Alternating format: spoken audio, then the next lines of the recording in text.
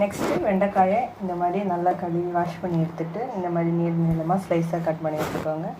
அதுக்கப்புறம் ஒரு அரை ஸ்பூன் அளவுக்கு மஞ்சள்தூள்,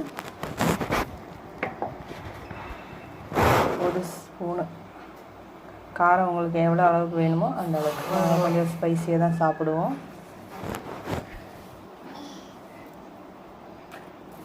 நெக்ஸ்ட்டு இது 1.5 ஸ்பூன் சிக்கன் மசாலா, தேவையான அளவுக்கு உப்பு சேர்த்துக்கிறோம். கொஞ்சமாக எண்ணெய் நல்லா மிக்ஸ் பண்ணி மக்களே, இவர் என்னோட 3rd பாய். எனக்கு மொத்தம் 3 பசங்க, இது 3வது. இவருக்கு ஒரு ஹாய் சொல்லுங்க மக்களே. ஹாய் வரி, ஹாய் வரி, ஹாய் வரிடி. அவர் கீழே இறங்கினா சேட்டை பண்ணுவாருன்னு சேரில் உட்கார வச்சுருக்கேன்.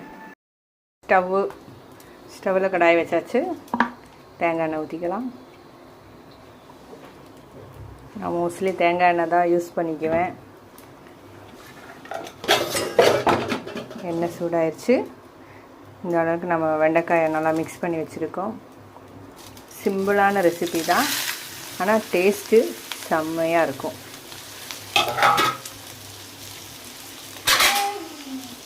ஸோ நல்லா மிக்ஸ் பண்ணி வச்சுக்கோங்க.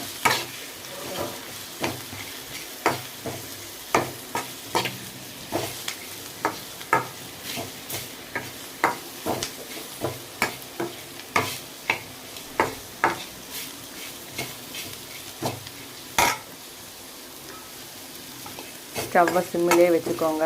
ஏன்னா நம்ம மிளகாத்தூள், சிக்கன் மசாலா இதெல்லாம் சேர்த்து இருக்கிறதுனால சீக்கிரம் கறியை போகிறதுக்கு வாய்ப்பு இருக்குது.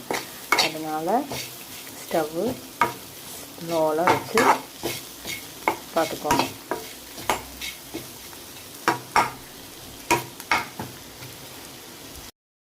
அஞ்சு நிமிஷம் ஆயிடுச்சு.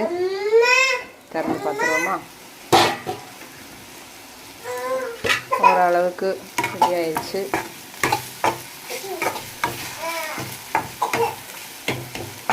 இந்த டிஷ்ஷு வந்து செம்ம டேஸ்ட்டாக இருக்கும் மக்களை. ஸ்டவ்வை இப்போ ஆஃப் பண்ணிடலாம். இந்த டிஷ்ஷு தயிர் சாதம், லெமன் சாதம், ஒயிட் ரைஸு, ரசம் சாதம் இது கூடலாம் சேர்த்து சமைச்சு சாப்பிட்டு பாருங்கள். அல்டிமேட்டான காம்பினேஷன். ட்ரை பண்ணி பாருங்கள் மக்களே. பாய்.